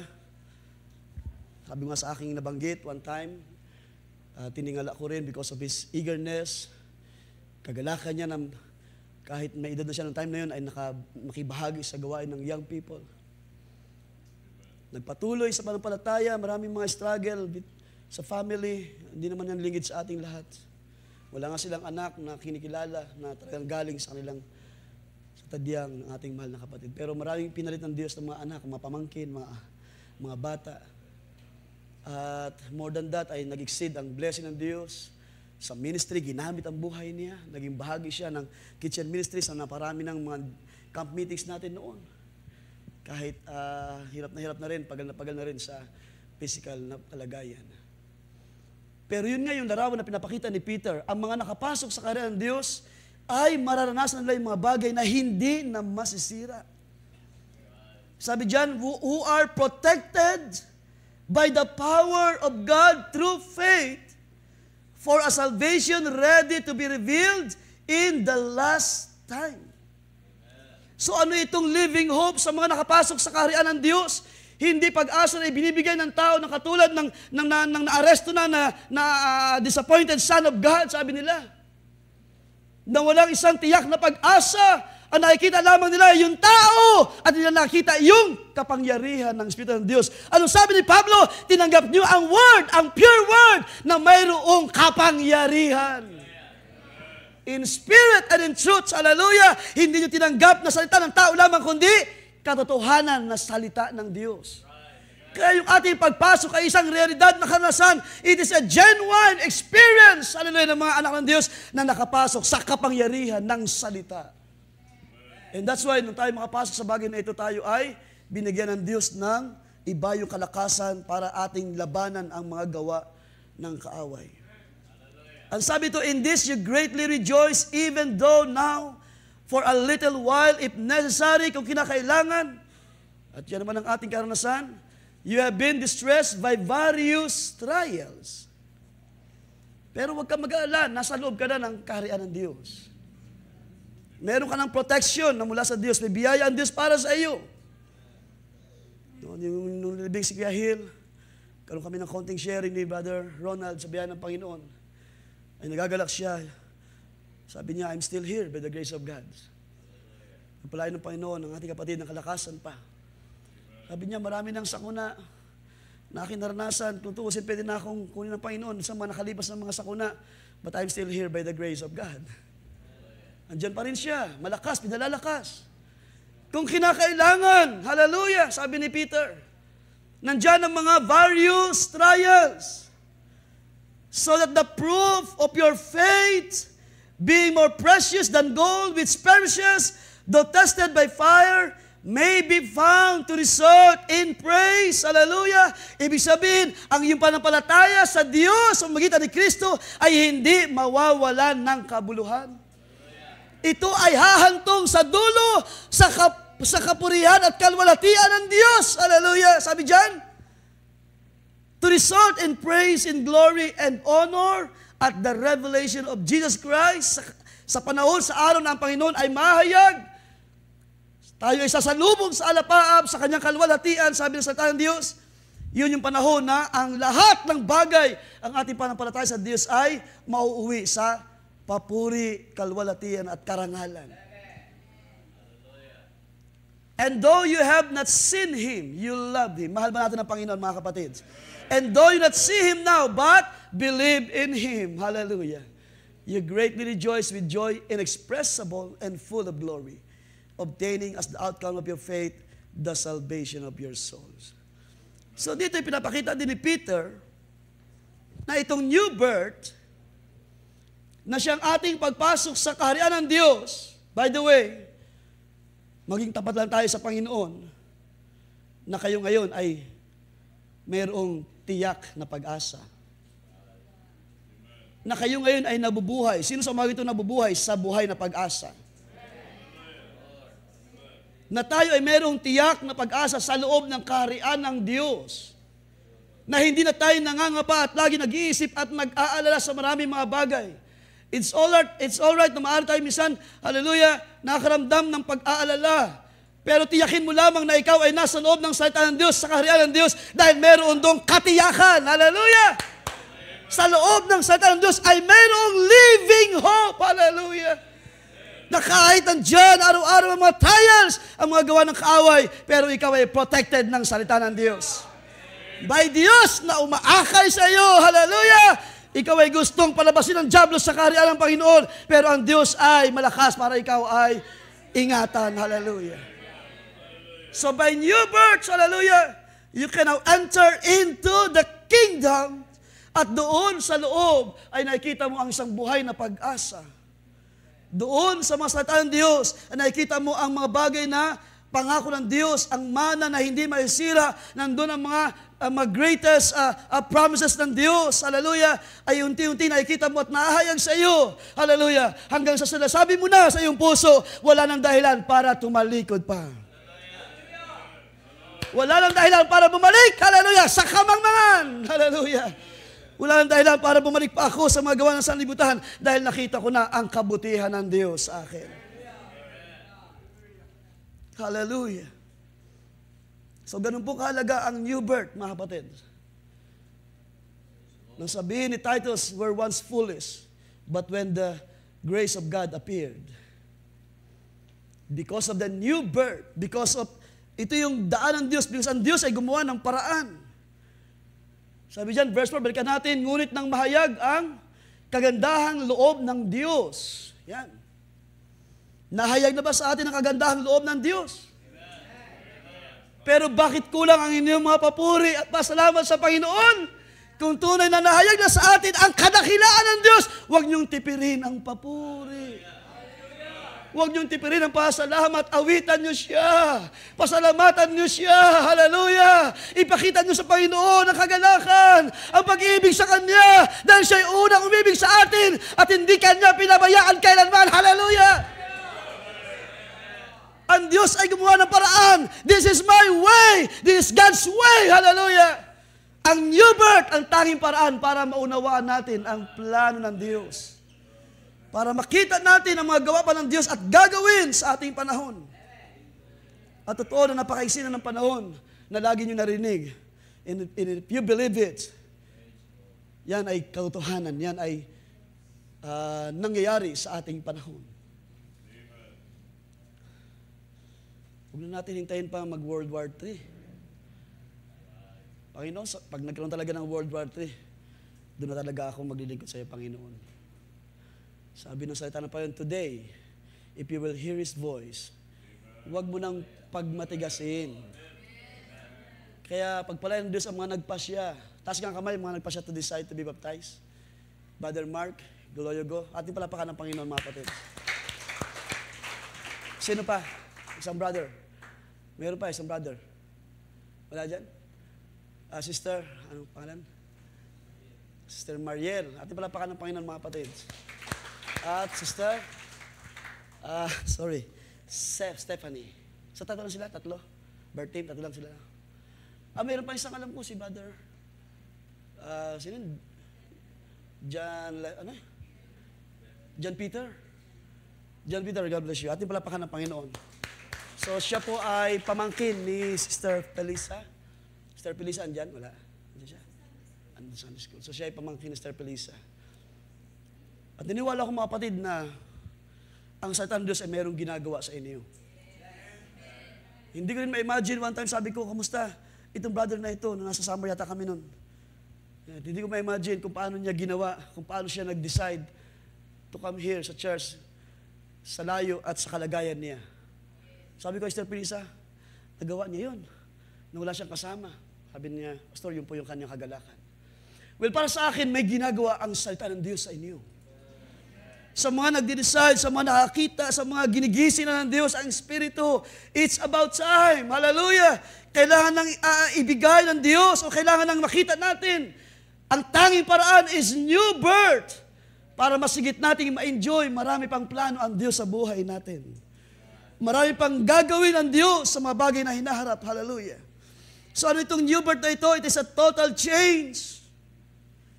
Ang ating pagpasok sa kaharian ng Diyos ay magkakaroon ng total change. So balikan ko lamang yung verse 5, na hindi dahil sa mga gawa sa katwiran na ginawa natin sarili, kundi ayon. So yung ating pagpasok ay ayon sa kaniyang kaawaan. Ay kanya tayong niligtas sa pamamagitan ng ng paghuhuga, so new birth, sa muling kapanganakan at ng pagbabago sa Espiritu Santo. So pinapakita dyan is hindi tayo manatiling foolish in this world. What is new birth? Ang new birth ay magdadala sa atin sa total change ang Espiritu ng Diyos ay gagawa sa buhay mo. Ang lahat ng bagay na ibibigay ng Diyos ay mga bagay na pawang bago sa iyo. Kaya nga sabi ni Pablo, lahat ng bagay ay lumipas na. Na ito ang mga bagay ay pawang nagiging mga bago. Basahin pa natin ang 1 Corinthians chapter 2, verse 12. Now, we have not received the spirit of the world. So, ang new birth ay magdadala sa atin sa Espiritu ng Diyos, sa paggawa ng Espiritu ng Diyos, at hindi sa Espiritu ng sanlibutan. Kaya kung meron pa sa atin na buhay sa Spirit of this world, tinitiyak ko sa iyo, wala ka pa sa kalooban ng Diyos. Wala ka pa sa kaharian ng Diyos. Kailangan mo makapasok by new birth. Sabi diyan, but the Spirit who is from God, so that we may know the things freely given to us by God. We also speak these things, not in words taught by human wisdom, but in those thought by the Spirit, combining spiritual thoughts with spiritual words. Comparing spiritual things into spiritual things. So, yun ang pinapakita rin ni Pablo. Na by this new birth, so magitan ng kapanganakan sa tubig at sa Espiritu, ay bibigyan tayo ng tama na pagkaunawa, sabi diyan, ang Espiritu ng Diyos ang magtuturo sa atin ng maraming mga bagay, comparing spiritual things to spiritual things, mga bagay na inihanda ng Diyos, inilaan ng Diyos, katulad ng kabanalan, kagalakan sa Espiritu ng Diyos, paglakad sa katwiran, sa salita ng Diyos, pagkaunawa sa maraming kalooban ng Diyos, at marami pang mga bagay. So without new birth, hindi natin makikita at maunawaan ang mga bagay na ito. So ilang mga bagay pala gusto ko ipakita sa inyo. Sa Scripture ay nagpapakita ang mga sulat, mostly sulat ni Pablo, na ang new birth ay nagpapakita ng changes that will manifest. Okay, new birth speaks of many changes that will manifest in you. So ito ay gawa ng Diyos, ito ay paraan. So hindi po ang church na ito, hindi kami ang naglagay ng bagay na ito. Mula pa noon, nang sabihin ni Peter, repent and be baptized. Sa pangalan ng Panginoong Jesus, and you will receive power. So it is God's way, paraan ng Diyos in Christ.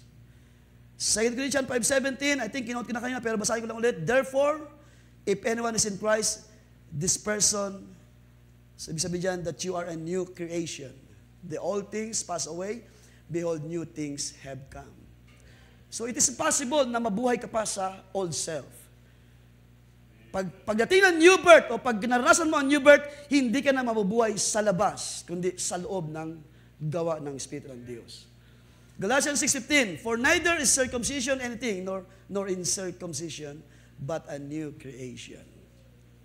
So pinapakita dyan ni Pablo sa mga believer na mayroong paraan ang Diyos, na mayroong inihanda ang Diyos na daan, na siya nating dapat lakaran. Wala pong, sabi nila, walang magic, walang shortcut. Kung tayo man ay nabautismuhan by sprinkling, at tulad ng ginagawa ng mga kaparian sa ating panahon, then you must be baptized sa tamang bautismo. O kung tayo ay nabautismuhan sa Matthew 28, o sa ganung formula, kailangan natin ma-baptize in Jesus' name. So, ibig sabihin, mayroong tama na formula, may tamang paraan ng pagpasok sa kaharian ng Diyos. So, maraming mga paraan ng tao, maraming mga, tawag niyan, mga interpretation ng mga tao. Pero ang Diyos ay malinaw, meron siyang tanging paraan. That is new birth. Basahin ko lang ito sa pagpapatuloy, no? Isang bahagi ng quotation o ng mensahe ng ating kapatid. Sabi niya, that's the way man ought to do today, sabi niya, sa panahon natin ngayon. Not be herded in by some denominational co-ops, but come in the way God said, come in. So, ibig sabihin, mayroon talagang Diyos ginagawa at siya ang nag-aanyaya. By the baptism of the Holy Ghost and the new birth. Not church joining So yan. Sa pagkakaalala ng mga tao, it's alright, naka-join na ako dito, kabilang ako rito, kabilang ako sa ADD, kabilang ako sa INC, at sa marami pang mga relihiyon sa ating panahon. Not church joining, soliciting from door to door and passing magazines, but a birth. Being born again, filled with the Holy Ghost, God's way. So ang new birth, it is God's way. Being born again, it is God's way. There's no other way para pasukin ang kalooban ng Diyos, ang kaharian ng Diyos, but only through new birth. It is God's way, sabi niya, freeing himself from the world. Right, believing God's word, the hour is here. That's what we must believe. So, by the scripture, nakita naman natin, kahit si Pablo ilang beses sinasabi na hindi ito salita ng tao na inyong tinanggap, ito ay salita ng Diyos, which is true. And therefore, ang new birth na introduced to Jesus, ipinangaral ng mga apostles, nakita rin ang bahagi sa part ni Titus. And I believe, lahat ng apostles ay meron silang the same knowledge, the same wisdom na tinanggap, how to teach or how to proclaim. Kung pag-uusapan ay ang kaligtasan, kung pag-uusapan ay ang pagpasok sa kalooban ng Diyos, there is only one way, which is God's way, at ito ay ang new birth. At kung pag-uusapan pa natin ang new birth, sabi nga sa inyo kanina, there are things na nagbabago sa mga ipinapanganak sa Espiritu. So hindi na tayo yung katulad noon, na tayo ay matampuhin. Totoo po ba yan, mga kapatid? Lahat tayo. Para sa akin, iniwala ko lahat tayo ganun, kahit man ako. Madamdamin, madali tayong maggalit, madali tayong mag-isip ng mga bagay na hindi mabuti sa isa't isa. No, hindi lang tayo napansin, hindi lang tayo nakamayan minsan. Yun yung old self, at yun yung ating pagiging foolish sa harapan ng Diyos. But when His grace, mercy appeared, He saved us through new birth.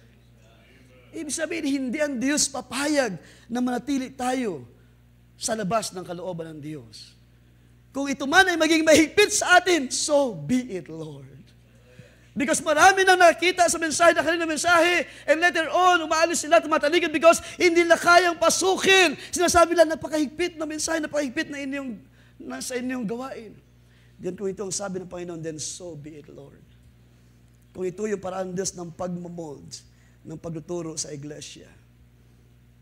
So when you are born in water and spirit, kunti na lamang, naisip ko na ito, medyo maiksi lang, but ilang mga bagay na lamang, mga kapatid.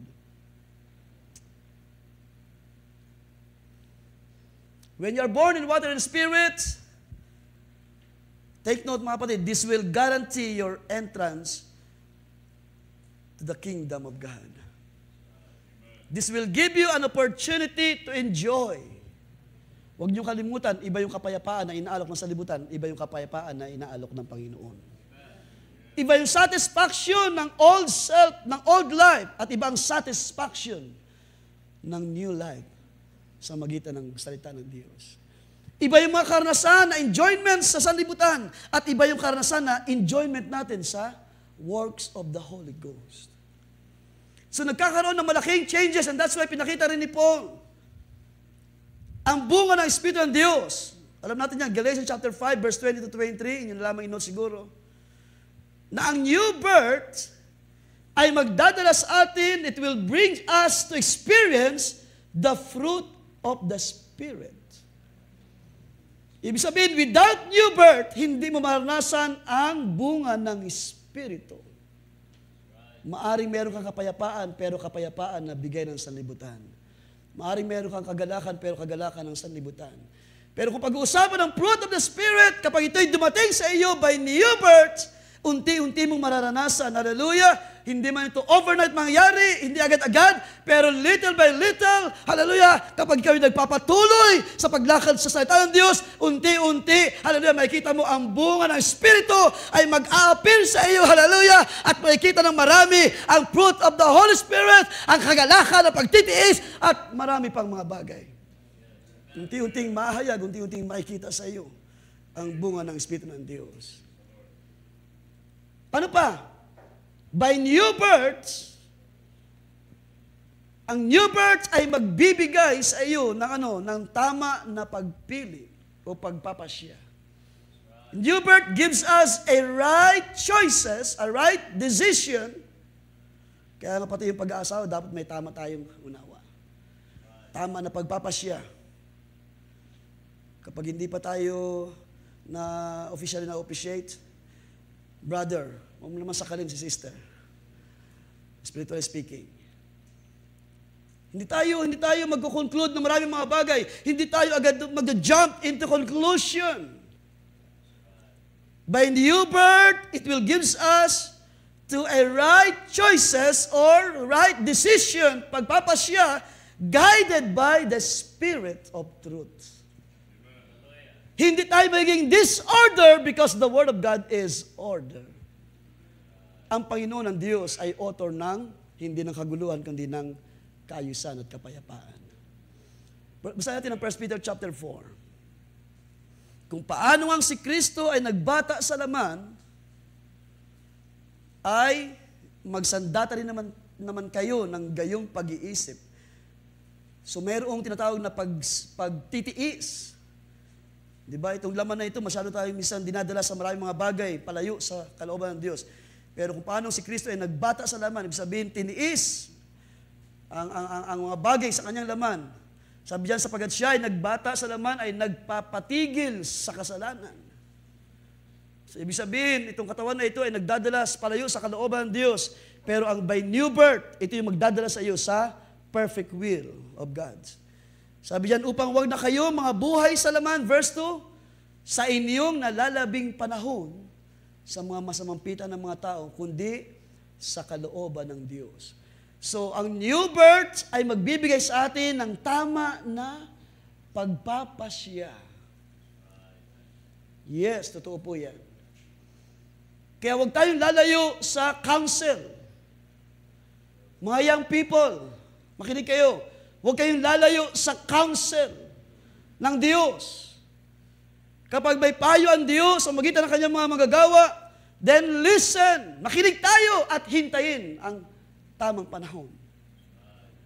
Because sa nakalipas sa mga panahon, ang history ng church na ito ay marami na kinasal na hindi na natin nakita sa gawain, hindi na nakapagpatuloy because nagkaroon ng mga maling plano at hakbang na hindi kinonsider ang katwiran ng Diyos, ang salita ng Diyos. And it's sad.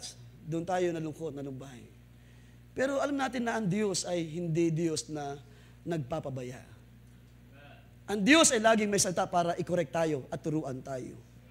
The Scripture is profitable sa maraming mga bagay. We consider the Word. We receive counsel sa salita ng Diyos because nakita natin ito ang magdadala sa atin sa maraming mga pagtatagumpay. So, new birth gives us a right choices. Hindi kalooban ng tao, kundi kalooban ng Diyos. So, ang mabuhay sa loob ng kaharian ng Diyos, sa loob ng salita ng Diyos, is to live by the counsel of God. To live by the Word of God in right judgment, in right decision na gagawin mo. Ito ay nakabase sa kung ano yung kalooban ng Panginoon. Pangatlo, new birth. So, ilang mga bagay na ito na lista ko mga kapatid.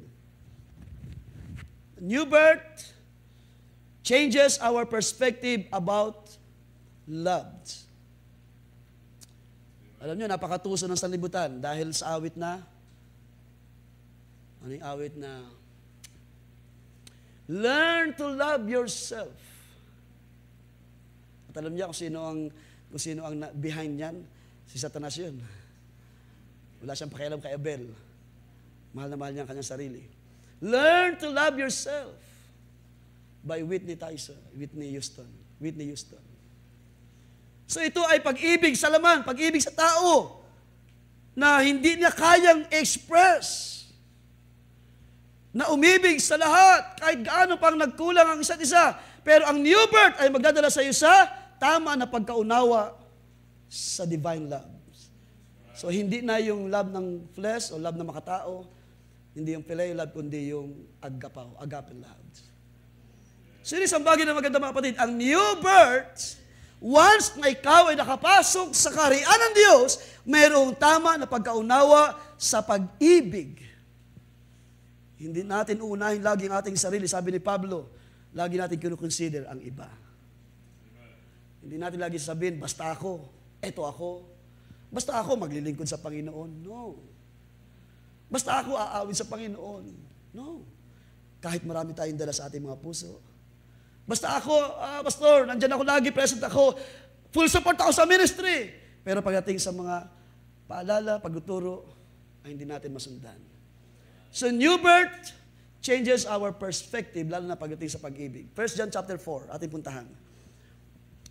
Verse 19, tayo'y nagsisiibig, we love because, sabi dyan, He first loved us. Amen po ba mga kapatid? Huwag niyong kalimutan, natuto tayong umibig dahil merong nagturo sa atin ng tamang pag-ibig. Natuto tayong umibig, mag-care sa isa't isa, sa ministry sa Panginoon because siya ang nagpakita sa atin ng tama na pag-ibig. Hallelujah. Ang sabi diyan, sapagkat siya ay unang umibig sa atin, kung sinasabi ng sino man ako umibig sa Diyos at napupuo sa kanyang kapatid ay sinungaling. Sapagkat ang hindi umiibig sa kanyang kapatid na kanyang nakita ay paanong makaiibig siya sa Diyos na hindi niya nakita. At ang utos na ito, ito yung verse 21 na maganda, ang utos na ito mula sa Kanya, mula sa Panginoon, ay nasa atin. Na kanino ang salita na ito, ang very, very promising word, very confirming word, very great word na patungkol sa pag-ibig, ang mga utos na ito ay nasa inyo. Kanino? Sa mga nakaranas ng new birth. Ibig sabihin, kung hindi ko pa naranasan ang new birth, hindi mo maranasan ang tunay na pagmamahal. Ang utos na ito ay mula sa Kanya ay nasa atin na ang umiibig sa Diyos ay dapat umibig sa kaniyang kapatid. At ito'y, sabi diyan, ito'y mga utos ng Panginoon. Ito'y salita na kumikilos within His Word, within His kingdom. Hindi ito maranasan ng nasa labas ng kalooban ng Diyos. At yun dahilan, hindi na kayang ibigay ang sarili, hindi nyo kayang ibigay ang inyong buhay sa ministry, ang buong pagkatao ninyo sa Panginoon. Dahil ang ministry ay hindi sa tao, ito'y sa Diyos, mga kapatid. Pero once na ito'y maibigay natin, Panginoon, ibibigay ko aking buhay sa iyo. Because naranasan mo ang new birth. Naranasan mo ang pagpasok ng Espiritu ng Diyos. At sabi ni Pablo, hindi na ako ito, kundi si Kristo na nabubuhay sa akin. Ikaapat, kung pag-uusapan ng spiritual gifts, ang new birth will give way for you to understand spiritual gifts. At tinalakay natin yan one time sa I think itong early year, ang mga iba-iba mga kaloob sa Espiritu na nasa iglesia ngayon na kumikilos, gumagawa, to build, to strengthen, to edify the church. So once a new birth ay nangyari sa iyo, it will give way for you to understand kung paano gumagawa ang mga kaloob sa Espiritu. So ibig sabihin, itong mga spiritual gifts ay it will enable sa iglesia, ito'y gagawa at maging effective sa bawat bahagi ng pagtawag ng Diyos. Ano man ang pagtawag na ginawa ng Diyos sa buhay mo, ano man kaloob na ipinagkaloob ng Diyos para sa iyo, ito ay mahayag after new birth. So, ibig sabihin, kung tayo man ay merong mga nakikita before, meron tayong mga tawag niyan na discern before, it's because meron tayong espiritu bilang tao. Pero kung pag-uusapan ang Espiritu ng Diyos na pwedeng mag-discern ng maraming mga bagay, ay ibang usapan na po mga kapatid. Because the Word of God is a discerner of thoughts. Meron tayong discerner na bahagi, pero pagpasok sa kaharian ng Diyos, ito ay magiging mas malawak na paggawa ng Espiritu ng Diyos. You will discern all things, katulad ng sabi ng Scripture. Now, gusto ko lang idagdag. Okay, so yun yung ilang mga bagay na nalista ko lang. At kung meron pa, ang Diyos ang magdagdag sa inyo. So by new birth, nandyan ang understanding sa spiritual gifts, nandyan ang pag-lead ng Diyos sa tama na pag-express ng pag-ibig. Ang new birth ang magdadala sa atin sa tama, sa godly na choices, sa tama na pagpapasya, at yung una ay ang pagkaunawa sa bunga ng Espiritu. So yun lang mga bagay mga kapatid na napakahalaga by new birth, true new birth, na tinawag natin na God's way. So there's no other way, ulitin ko mga kapatid, bago tayo magtapos, wala pong ibang paraan para maunawaan ang kalooban ng Diyos. Maaring tayo na ang pinakamatalino sa ibabaw ng lupa. Pero kung wala tayong karanasan sa new birth, wala tayong pinaka-mangmang sa harapan ng Diyos. Marami sa ibabaw ng lupa ang mga napakatatalino mga tao, mga author ng maraming mga bagay, mga inventor, mga tawag niyan, mga nagsulat, mga nag-express ng wisdom ng tao na hindi kaya minsan unawain ng isang natural na tao lamang, isang maliit na tao lamang. Pero lahat ito, sabi ni Pablo, God will destroy the wisdom of man. So ang new birth ay nagdadala sa atin ng dakilang mga bagay ng Diyos. At ang sabi ng prophet sa ating panahon, ito ay dapat nating tanggapin o makuha na by new birth, sabi niya, na tayo ay magiging bahagi ng Diyos. Ikot ko lang yan, sabi niya, that's what we got today, the opportunity to receive the new birth, that we become parts of God's. Of course, kapag ikaw ay nasa loob ng salita ng Diyos, ng kaharian ng Diyos, ikaw ay bahagi ng Diyos. So hindi ka kikilos, hindi iral sa iyo ang lumang pagkatao, kundi ang iral sa iyo ay kung ano yung mga salita ng Diyos. So you will become part of God. Sabi niya, see, sons and daughters of God, you understand. You understand? Sabi niya. So, kanina itinanong kayo, kamusta ang ating karanasan sa loob ng kaharian ng Diyos? Nandyan ba ang kapayapaan sa inyo mga kapatid? Kayo ba ay mayroong tunay na kapayapaan ngayon sa kabila ng maraming mga problema na dumarating sa sanlibutan? Sa kabila ng maraming struggle, maraming mga depression, maraming mga stress na dumating sa buhay ng tao, sino sa atin ngayon ang nakapasok na sa kaharian ng Diyos? Kung ikaw ay nakapasok na sa kaharian ng Diyos, dapat ang buhay mo ngayon ay payapa na naglilingkod sa Diyos. Kung tayo ngayon nakapasok sa kaharian ng Diyos, dapat tayo ngayon ay mga masunurin sa paglakad sa katuwiran ng Diyos. Kung tunay nga na tayo nakapasok na sa kaharian ng Diyos, dapat tayo ang isa sa number one, hallelujah, or lahat tayo, I should say, dapat lahat tayo ay isang kagalakan sa Espiritu ng Diyos. Isang kagalakan sa fellowship one with another, building up one another, hallelujah, at ano pa? Kagalakan sa pagkilos ng malayang salita ng Diyos sa ating kalagitnaan. Na ano man ang sabihin ng Panginoon, lahat ay mag-express, Amen, so be it, Lord. Because Amen means, Lord, mangyari ang iyong salita, mangyari ang iyong kaharian, ang iyong kalooban, kung paano sa langit ay mangyari sa buhay namin. Hallelujah, church! Kung bakit ko tinanong sa inyo kayo ng bagay na yan, because nawa, hindi tayo pinagkukulang, hindi tayo nagkukulang ng kagalakan sa mga gawa ng Diyos. Hallelujah! Naghihintay ang Diyos sa inyo ng tama na pagpapahayag ng inyong kagalakan. At kung hindi natin nagagawa ito din, nagkukulang tayo sa harapan ng Panginoon. It's about time. Ipakita natin sa Diyos, Panginoon, ikaw ang aming kanlungan, ikaw ang aking buhay. Pupurihin kita dahil ikaw ay buhay sa akin. Luluwalhatiin kita. Sabi ng ating awit kanina, hallelujah, to Him who sits on the throne. Walang ibang karapat-dapat sa umagang ito kundi ang Diyos sa pamamagitan ni Kristo na nahayag sa kanyang mga salita sa ating panahon. Hallelujah, tanda ng new birth, hallelujah, ang nagdala sa atin sa loob ng kanyang katuwiran. And you must be enjoying right now. Kung tayo ay masyado pang lubog sa maraming mga kanumbayan, then there's a question sa ating pagpasok sa kaharian ng Diyos. Well, kung bakit tayo ngayon ay namumuhay pa na parang uncertain, so isang bahagi yun na dapat natin i-concur. At sinong handa sa umagang itong ang itaas ang bagay na yan, Panginoon, tulungan mo ako na makonquer ang aking mga doubts. Panginoon, tulungan mo ako makonquer ang aking mga sadness. Hallelujah. Sino rito ang magsasabi, Panginoon, ayoko na mabuhay sa labas. Gusto ko sa iyong mga salita. Hallelujah. Gusto ko maging malaya sa lahat ng mga bagay. Gusto ko maranasan ang tunay na kapayapaan. Sino sa inyo ang nagdidesign ng bagay na yan? Gusto ko maranasan ang tunay na pag-ibig na mula sa Diyos. Gusto ko maranasan ang tunay na kagalakan sa Espiritu. Hallelujah. Ang makalaya sa marami mga bagay ng tanikalan ng kaaway. Hallelujah. Because sabihin naman sa hindi, pag nandyan ang gutom, nakalimutan natin na mayroong Diyos na buhay.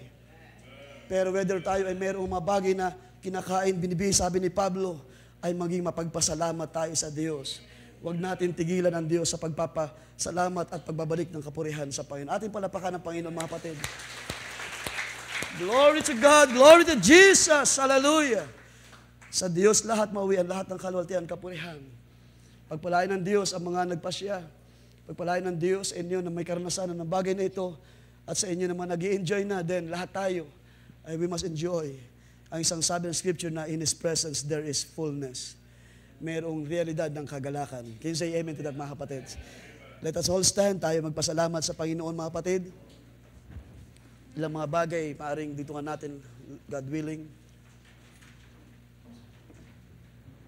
Well, I just pray na ito ay realidad sa ating lahat. Ang kapayapaan, sabi ng salita ng Diyos, ang kaharian ng Diyos ay kapayapaan. Sino na ang payapa sa umagang ito by the grace of God? Ang kaharian ng Diyos ay katuwiran. Sino na ang nabubuhay sa katuwiran ng Diyos? Ang kaharian ng Diyos ay kagalakan sa Espiritu. Sino ang nagagalak sa Espiritu ng Diyos? Kapag ang Diyos ay nangungusap, kapag ang Diyos ay nagpapahayag, ang ating mga puso ay nagagalak, Panginoon. Tunay, ikaw ay buhay. Tunay, ikaw ay gumagawa sa iyong mga banal. Tayo muna ay manalangin, Panginoon namin Diyos. Tunay, napakabuti mo sa iyong mga salita. Salamat, Panginoon, minsan pa, for giving us this word. Salamat sa patuloy na pag-aakay sa amin. Ilang mga bagay na kailangan naming makita at maunawaan, O Diyos, sa magitan ng iyong mga salita. O, ikaw ay aming tinataas, ikaw ay aming dinadakila sa umagang ito, O Diyos.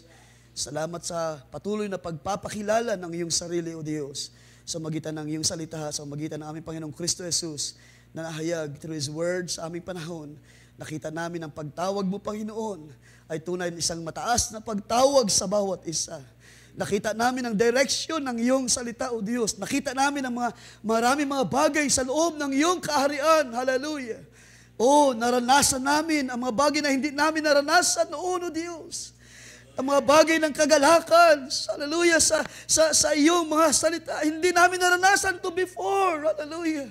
Ang buhay na pag-asa, O Diyos, ang tiyak na pag-asa, ay hindi namin naranasan ito noon, O Diyos. Nung kami, Panginoon, ay nakapasok, saka namin nakita, ito pala ang iyong plano, ito pala ang gawa mo sa buhay ng bawat isa. Ito pala ang iyong, hallelujah, biyaya, O Diyos, sa bawat isa ng pagtawag mo sa buhay ng bawat isa, O Diyos. Lord, tinataas ka namin sa iyong mga salita. Pinupuri ka namin sa iyong mga dakilang plano. Tinataas ka namin sa iyong mga napakabuting bagay na iyong pinagkaloob. Pinupuri ka namin dahil napakasarap ng iyong mga salita sa uling mga araw. Purihin ka, Panginoon, na siyang tumawag. Purihin ka na siyang nag-ayos. Purihin ka na siyang naglinis sa bawat isa.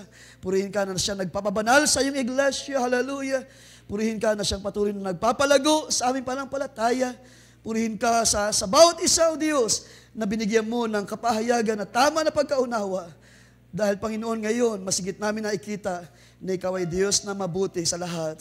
Diyos na mayroong kang tiyak na salita na iyong itinanim sa puso ng iyong mga banal. Kaya purihin ka, salamat sa iyong biyaya sa araw na ito. Salamat po sa patuloy na iyong pangusap at patuloy na pag-akay, Lord. Aking sinasama rin tinataas sa iyo ang mga kaluluwa na nagpasya, Panginoon, to be baptized in your name. Hallelujah. Na ikaw ang nagsabi sa bibig ni Apostol Pedro na kanilang tatanggapin ang kapangyarihan. Lord, hindi ito isang kapangyarihan lamang na kayang isipin ng sino man. Ito ay kapangyarihan na mula sa iyo, destroying the works of the enemy sa buhay ng bawat isa. Purihin ka, O Diyos, may you bless yung mga kaluluwa na ito, Panginoon, na nagpapasya sa pagpapalibing, sa pagpapalubog sa tubig, and eventually to receive, hallelujah, the spirit of promise na iyong pinangako isinalita sa bibig ng iyong mga apostol. Kaya purihin ka, mga banal, at kahit man sila, kaming lahat, na may karanasan na dito, Panginoon, hindi, Panginoon, nauubos, hindi, Panginoon, matatapos ang desire, ang pagkauhaw, hallelujah, sa iyong mga dakilang bagay na ginagawa sa loob ng iyong mga salita. Dahil ang iyong mga salita, O Diyos, ay hindi mapapanis, hindi masisira. Ito'y mananatili magpakailanman. Ito'y mananatili sa buhay ng iyong mga banal. Purihin ka, O Diyos, at sa iyo namin maingat na ibinabalik ang lahat ng kalwalatian at kapurihan. Sa iyo, O Diyos, ang karangalan. Sa iyo nararapat ibalik ang lahat ng bagay. Sa iyo ang mga bagay na ito, O Diyos, mga pagpapala ay sa iyo. Lahat ng biyaya ay sa iyo. Sa pangalan ng Panginoong Kristo Jesus. Can we say amen?